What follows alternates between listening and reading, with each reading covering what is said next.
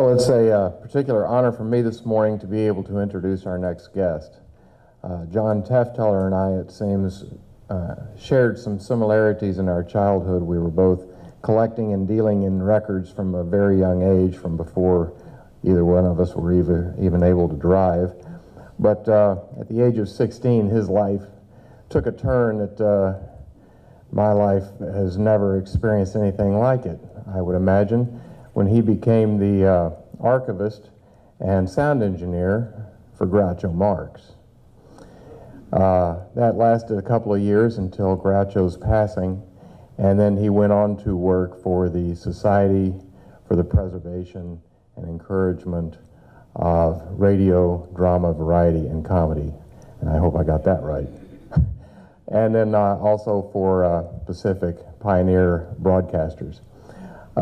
Today, John runs his own company, World's Rarest Records, where he deals in 78 RPM, 45 and LP recordings of blues, rhythm and blues, rock and roll, and is very well known for that.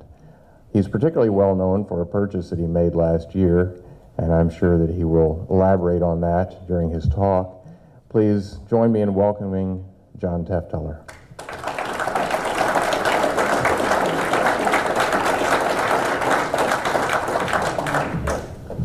Thank you, Kurt, and good morning. Is everybody awake? Okay, we want this to be lively. I don't have any music to play, but I have stuff to say, and we have a microphone we can pass out for questions, so you can ask. All right, first I want a show of hands. How many in this room consider themselves record collectors? Okay, that's about 80% of the room, maybe 90% of the room. How many of you have 1,000 or more records in your collection? Almost the same number raised their hands. Okay. In talking to people over the last 40 years, one of the things I've discovered is that the average American family from the 50s and 60s had about 200 records in their collection. They were roughly the same 200 records, depending on what genre we're talking about, but it's always roughly the same 200 records. It seems like when you get past that level and get up to 500, you're considered a little bit more of a collector rather than just someone who likes music. And when you get up over 1,000, you're probably in the real eccentric collector mode. Well, some of us have things like 400,000 records, so I don't know how crazy that makes me, but you can figure that out. Some year or two back, my wife and I, we travel all over the country looking at record collections for my business and for personal, and we were in Missouri outside of St. Louis. Went to see a guy because he supposedly had a lead on a Charlie Patton record. He didn't have it, but he had a lead on where one could be. And so we went to this little hovel of a house outside St. Louis. The house looked like it was probably not repaired in at least 20 years.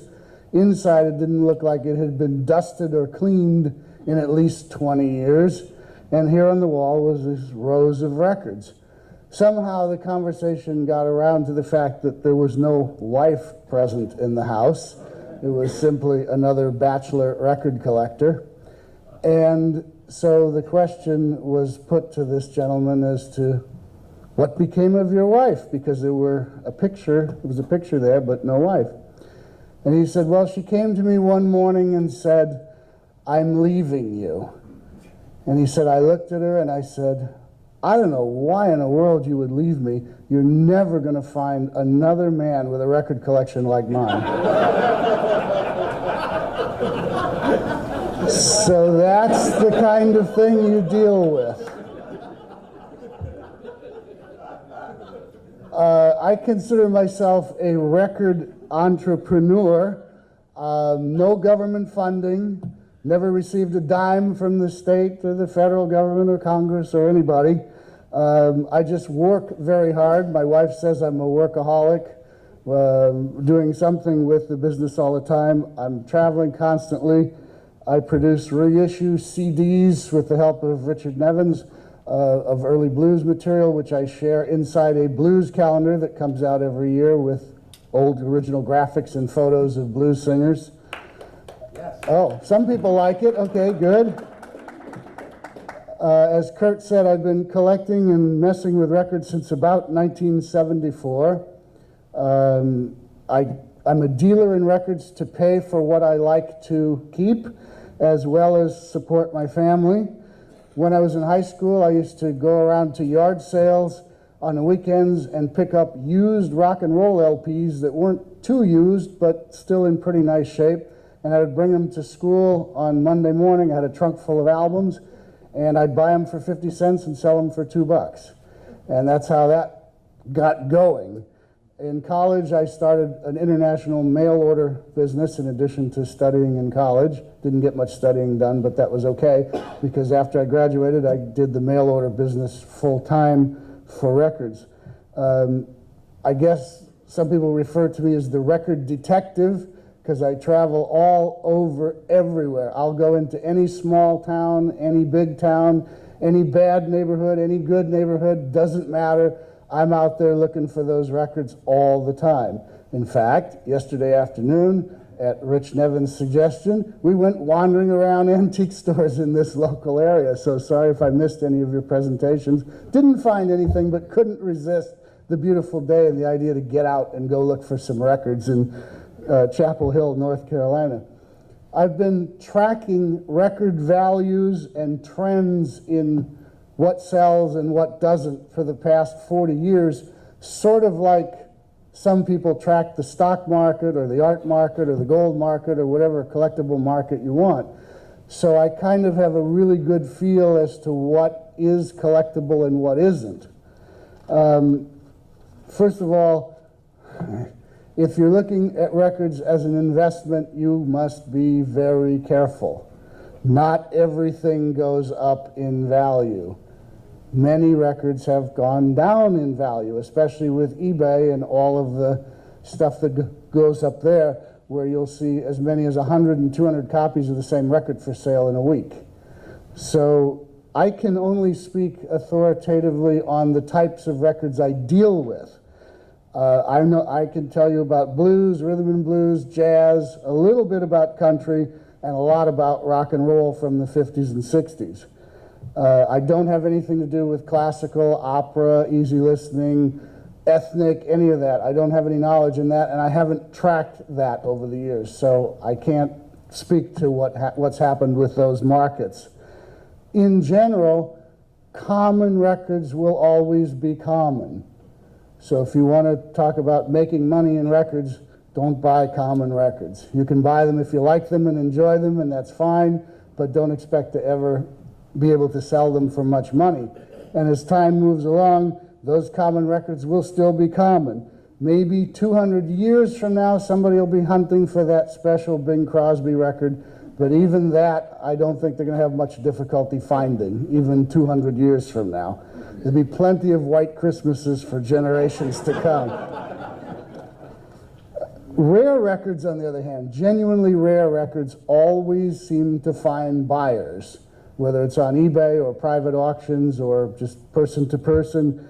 Rare records always seem to find buyers. Now, that's rare records in certain categories. There are records that are rare simply because they didn't make very many of them, but the buyers are even rarer than the records are. No one seems to care. So you have to be careful with that. Don't think that just because something is rare that there will be a buyer. It has to fit in with some different categories in order to make that happen. One of the things I've collected is early material on early record collecting. So I've looked for old newspaper articles, magazine articles, anything about when record collecting first started. And the earliest one I found was from 1935. There may be an earlier one that some of you know about, but the earliest one I found was 1935, and in that publication, the collectors were talking about collecting mainly vintage opera and classical discs from the early part of the century. There was a mention that jazz might be an up-and-coming collectible, which was interesting, but it was mostly about classical and opera. Around 1940, there's a number of publications that start talking about jazz as a collectible, and they mention things like King Oliver's on Jeanette and all that. In 1940, most of the 1940s, the record collectors were still the opera and classical, but with also a heavy focus on jazz, the late 20s, early 30s period in jazz. In the 1950s, it's still mostly jazz, but as you move towards the middle to the end of the 50s, blues starts kicking in a little bit. Some people discovered the blues records by that point. In the 1960s, it seems that jazz on 78 is still a big deal. Blues is becoming a little bit more of a big deal. And also a lot of the East Coast area is starting to pop up with a lot of R&B vocal group collectors, guys that like that early doo-wop harmony sound from the 1950s. By the time we get to the 1970s, jazz is still pretty hot with the old time, what they were calling themselves by that point, the Moldy Fig crowd. Blues had become more popular. The main focus that I saw in the 70s, even as very young, was the fever for R&B vocal group records by the New York and East Coast area 45 collectors. Also, the 50s rock and roll stuff started to really catch on in the 70s. In the 1980s, it was still R&B vocal groups, blues, 50s rock and roll. When you get into the 1990s, it went to 60s music, began to catch fire. Soul, what they now call Northern Soul, which is kind of hot now, but to me a very volatile thing to be investing in or buying. But 60s music, rock and roll, soul, R&B vocal groups were at their peak in the 90s, and that has pretty much held true today. Jazz LPs were still good, 50s jazz LPs, the Blue Note sound, all that modern bop type stuff. In the early 2000s, blues was really going wild in sales, and that's the eBay stuff started and all of that. R&B vocal groups fell off a bit, but were still popular. Now we're in 2014, and blues seems to be the #1 collectible as far as value goes.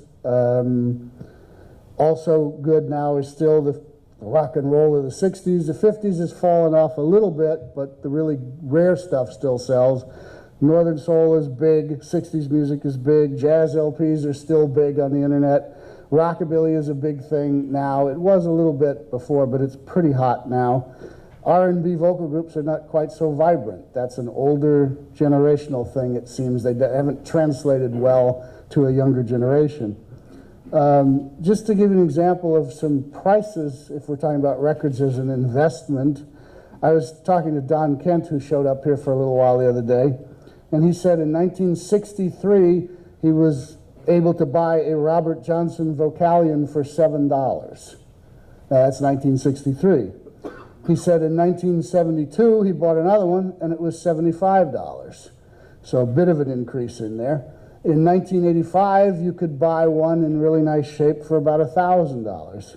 1995, it was starting to get to where people were dividing up those records by title, and some titles were more valuable than others. It wasn't just any Robert Johnson you could buy for $1,000. By the mid-90s, they were dividing them up by title, and they were between $4,000 and $8,000 for nice copies in 1995. In 2005, they went from $4,000 to $8,000 up to $5,000 to about $12,000 for a really nice Robert Johnson 78.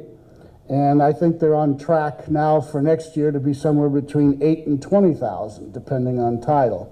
So those are what I call icon records. There are others along the line of that in blues and other categories, but that gives you an idea of the kind of price rises that are possible with certain records. There was a price explosion in the blues starting in the 90s. Somebody said yesterday it was when Rush Shore sold his collection to pay for his divorce, and he priced all the records at way above what he thought they were worth, and then wound up selling almost all of them. So that was pretty much the beginning of that in the 1990s. For the future, my recommendations for records, if you want records as an investment, Stick with what are truly rare records. Don't buy things that you see for sale all the time and expect that they'll be valuable in the future. They might be, but if you go for the truly, truly rare things, by the icons of the genre, you should be pretty darn safe by doing that. An icon would be what my friend back there, Richard Nevins, refers to as a masterpiece record, something that is recognized as a masterpiece of the genre by both people who love the music and also those who write books and magazine articles and newspaper articles saying these are the important people from that time period. That would be in blues like Robert Johnson, Charlie Patton, Son House, Skip James, Mississippi John Hurt. The next category of records that are good as investments would be obscure records, not those big name people that I just mentioned, obscure records that are good, musically good. Buying obscure records just because they're obscure is not going to help your wallet very much. They have to be musically good. They will follow the Robert Johnsons and the Charlie Pattons just a little bit slower and further behind. Mainstream popular records will either stabilize or fall in price over the next 10 or 20 years as all of us get older and more and more of those common type records come on the marketplace. There's already loads of them on eBay that don't sell, that are more common records. Records, in a way, can be like real estate. First of all, they're not making any more of them. That's an obvious thing. But with real estate, sometimes the very best pieces of real estate don't tend to go down much in value. The very best records don't tend to go down much in value. Pre-war anything will always be scarce just because of the scrap drives during World War II and all that kind of thing. And really good pre-war records will be next to impossible to find in the wild, so to speak, at an antique mall, at a thrift store, an estate sale over the next 10 to 20 years. They're pretty hard now. They've been getting increasingly harder, and it won't be too much longer before you won't see any of that stuff out there. Whatever exists, whatever still has survived, will be in the hands of private collectors or institutions. Condition is always a critical aspect of buying records for any type of investment purposes. If you want to buy records that are beat up or scratched or scuffed because you want to listen to them, fine. Don't buy them as an investment that way unless they're really super rare, one-of-a-kind type things. And then if they're that rare, the condition doesn't really matter. It does, but not as much as with everything else.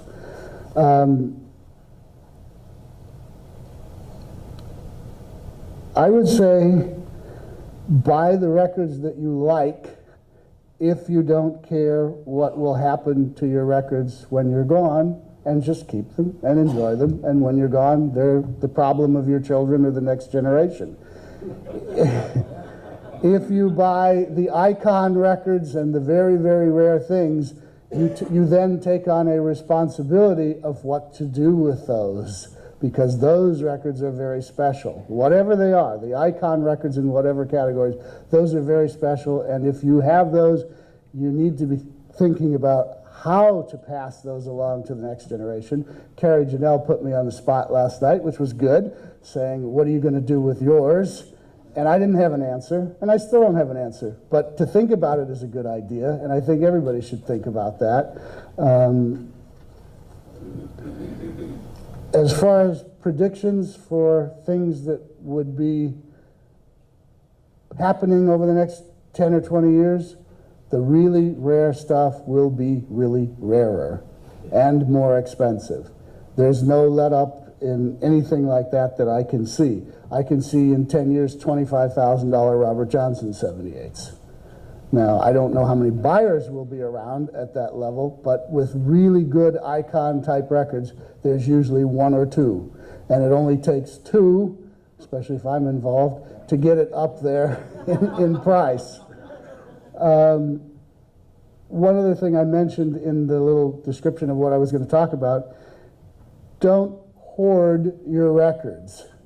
Make them available to people for reissue projects. It doesn't do anybody any good, except you, to have a very rare performance in really nice condition sitting in your closet or on your shelf and not having that available on a reissue of some sort that sounds good. And there are some people out there that just simply hoard records and don't make them available when it's time to do the reissues. And I want to make sure that I stress that nobody in this room should do that. I learned that from Richard Nevins, who's sitting back there. He's been very inspirational to me, and I want to thank him publicly for all of the work he's done in remastering records. I think they're the finest reissues ever made.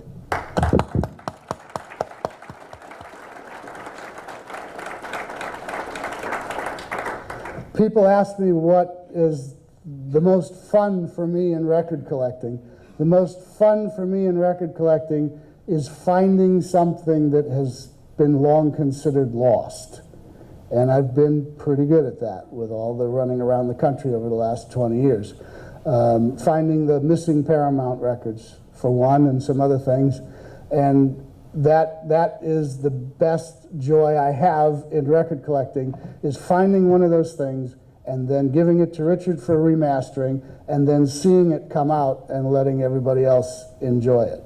So many things have been lost and destroyed over the years that when you find something like that, it makes all the hours on the road and all the motel fees and restaurant fees and all that, makes it all worthwhile to find something like that and say, okay, now we can give it back and let everybody hear it again.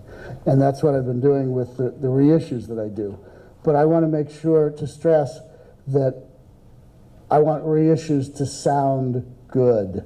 And many, many reissues out there do not sound good. They're very sloppily done, and they don't have the care that they should. Personally, I hate MP3s. I don't like the sound that comes from them. I hate iPods. My son has one, but the sound that comes from them is not interesting to me at all. And I hate poorly remastered, dull sound on CDs that were not taken good care of. Records have life. They have life inside them, and digital has put a great many records on life support because they weren't properly transferred and remastered. I think everybody who's raising their hands saying they have 1,000 or more records kind of need to make sure they have life in perspective a little bit. I've seen the hoarders across the country. In fact, a couple of weeks ago, I was in Pennsylvania in a house that was about 100 years old. The gentleman who owned the house had died. He had a space that went from the front door about 10 feet in. That was clear. There was a little desk and a garbage can. He literally died bent over the garbage can. He was 95 years old. Everything else in that house was floor-to-ceiling records. You couldn't walk, you couldn't move, there was no operating toilet, there was no operating shower. It was a complete disaster. The roof was leaking, there was mold everywhere.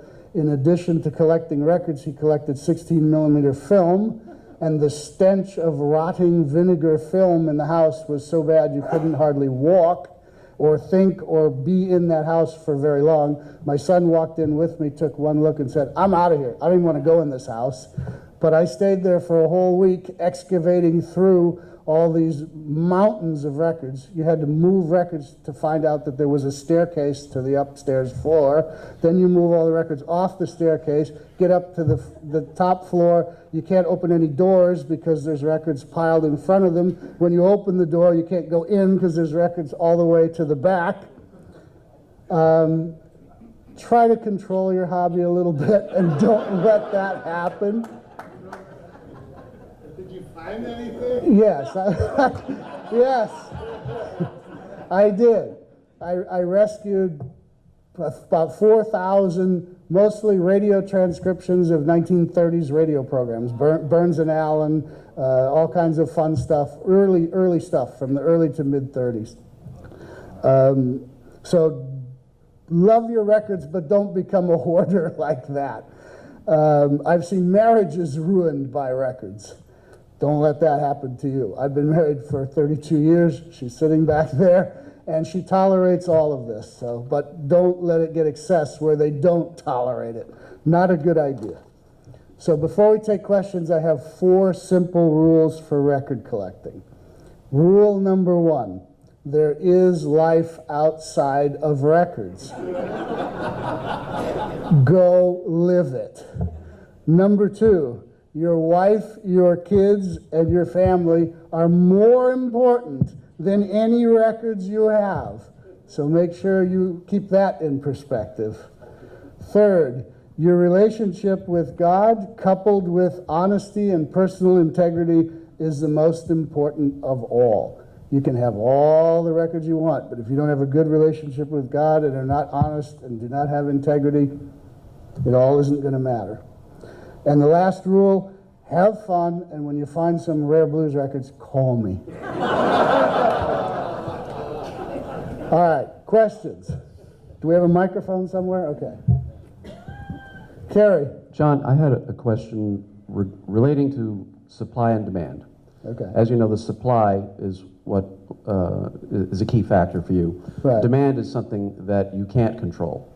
And I've noticed how the mainstream media can create a demand for records that might not have been as valuable before that happened. Case in point. Okay. Case in point. When Ken Burns' Jazz came out, it ignited an escalation in the value of Billie Holiday records, especially Strange Fruit on Commodore, which is a common record, extremely common. But when you watch the eBay results of that after Ken Burns, they shot up into the stratosphere. They've kind of leveled off since then. Do you have any other advice regarding this kind of thing, with the media controlling be the value? knowledgeable and don't get sucked into something like that. There's nothing wrong with Strange Fruit by Billie Holiday. It's a great record. If you want to own one, own it. But don't go out and overpay for it just because some film says that it's an important thing. If it's genuinely rare, good idea. If it's common, don't, unless you want to own it. Thank you. Some of us were a little surprised last year, I think it was, when the earliest known recording of a black quartet on a cylinder from 1893 was sold. Surprisingly good condition, too. And it sold for $1,000, which seemed not much for something like that. Not much for something like that. I'm sure you're familiar with that sale. Yes. Do you have a comment on why that would be? It just doesn't have the attraction of a Charlie Patton Paramount or a Robert Johnson. It's significant for what it is, but you have to have the buyers there in order for it to go up like that. So you don't think the circumstances of the sale can sometimes affect, or the knowledge that it's being sold, that kind of thing? No, I would have predicted that it would sell for something like that, maybe more, but not much. Way in the back. He's got to run. I'm not a record collector. I'm a writer on history of jazz and on the record industry. When I need a record, it's because I'm using it as a tool in my writing, and I can't get it, say, on a reissue, or it's only part of a 10 or 12 CD reissue.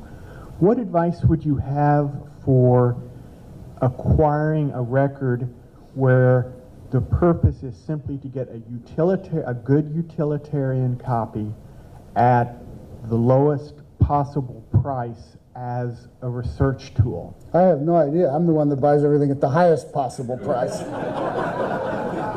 I can't answer that question. Sorry.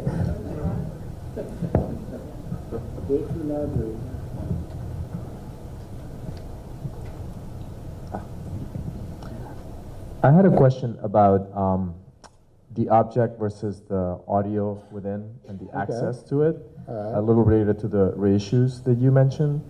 And I was wondering if you've seen instances where a rare record has been reissued or made available for free, maybe from an institution, and the value of the object has gone down or up? Is there any relations between that? There can be. Just look at those people who collected LPs. A lot of the value, and I didn't even mention LPs in my talk because I'm really not a proponent of LPs. I sell them on occasion, but I found that most LPs, as a rule, first of all, if somebody was selling enough in some way to convince a record company to put out an LP, they were selling. And then those LPs, for the most part, were selling. There are some rare LPs, but not rare compared to these early Paramount 78s and other things. So you can see how cheaply you can buy some LPs now that some years ago were not so cheap. There's also some times when, yes, they were reissued. The people that were really had a fever to buy the original are satisfied with the reissue, so the number of potential bidders for that LP original has dropped, and so they tend to fall off. The genuinely rare ones, though, will still find buyers. People are still interested in the actual artifact as well as the sound that comes from it. Way in the back. Good morning. Hi, John, that was great. I've got a question about that example you mentioned, this house. Yes. And that's an incredible visual description. What about the film that was molding? You're talking about nitrate film, original? Well, yeah, nitrate, yes. What were you able to salvage from that? I didn't salvage any of it. I have no real knowledge of nitrate film other than it will explode, and once it starts turning to vinegar, it's pretty much destroyed. That much I know. So there may be something salvageable in there. I told the son that he should at least put that stuff in one place, and I was going to try to help him find somebody that could look at it, but I think most of it's pretty much gone. If it's 16 millimeter, it wasn't nitrate. Well, it had a real heavy vinegar smell. Yes. Okay, I don't know. I'm not a film person. Okay, we're going to have to move on to the next sessions. We're done? Okay, thank you.